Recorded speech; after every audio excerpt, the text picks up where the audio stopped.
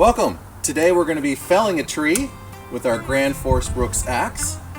This is a Douglas fir that we need to chop down on our property. And the general goal is we want it to fall this direction.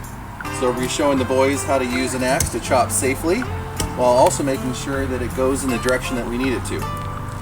Alright, so first step is we want to see which way it's leaning. What we can do is we can hold the axe generally just in a vertical position up to the tree and get both angles so we can kind of see which way it's going. So it's already, I can tell it's leaning this way, so that's good for us because it's going in the direction we want it to.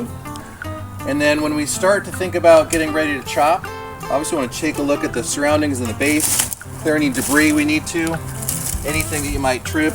Watch your feet and your surroundings. We also want to check the limbs to make sure as we're chopping nothing is going to be falling down on us. So we're going to clear the area to get started so we can create a good base and get a wedge going. Woke up at dawn, boots on my feet. The rooster's crow is my morning beat. Welcome to Oak and Acorns. Thanks for watching. This is going to be our base. Now, this is a big knot right in the way of where we want it to fall, and I don't want to be chopping into the knot right here. Another thing too is you don't want necessarily for it to be too high. A lot of injuries happen when people come down and cut into their ankle because their foot's incorrectly positioned. So you want to make sure that if you do miss the tree, it swings down into the ground. And generally you want it to have just to be a little bit lower below the waist, and this is right in the zone. If we go any lower than that, I also don't want to be bending over, so that's not necessarily ideal either.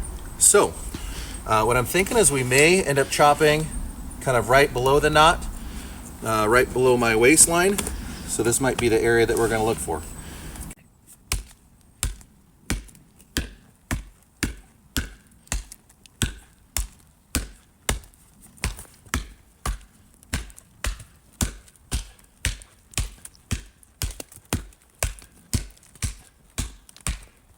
Yeah, two big knots right here, and they're you don't want to be cutting into those knots. It's very dense and hard to cut through, but found a sweet spot right in the middle. So this is going to be my base, and what I'm going to do is alternate kind of a downward swing with a horizontal swing, just to alternate so I can work through the tree and get a nice wedge in here. And then the plan is you want the wedge in the direction you want it to fall, and we're going to come around from the back side and connect the two, and so that way it falls in the direction of the largest wedge here on this side.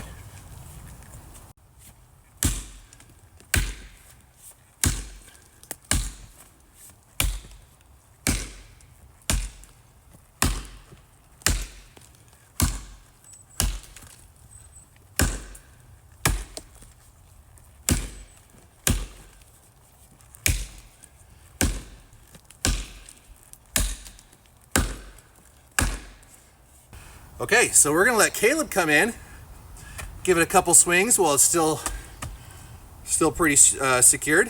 What do you think? A little hatchet? Yeah. Hatchet action? Okay.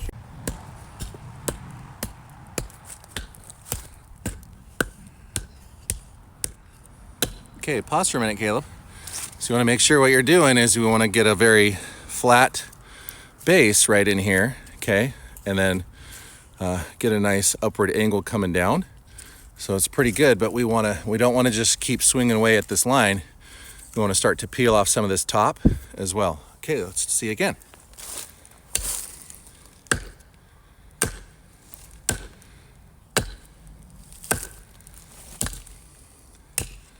That's good.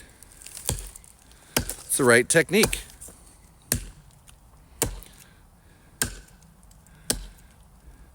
Only 12 more hours to go. Okay, let's take a break. Okay.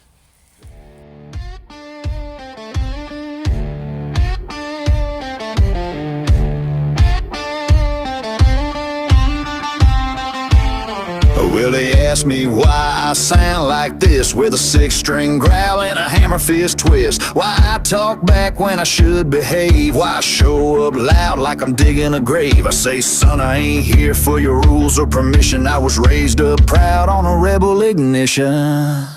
'Cause I was born to raise hell, it's in my bones. Cranking Skinner loud on a rotary phone. My daddy drank whiskey, my granddad did too. So don't be surprised when I howl like a fool. I don't sit in silence, I don't play it small. This outlaw blood don't blend at all. You call it trouble, I call it tradition. All right, I was born to raise exactly where we wanted it. Good job. So now we got to get to work, lemon, and turn it into firewood. Okay, until next time, thanks for tuning in. Thanks for watching.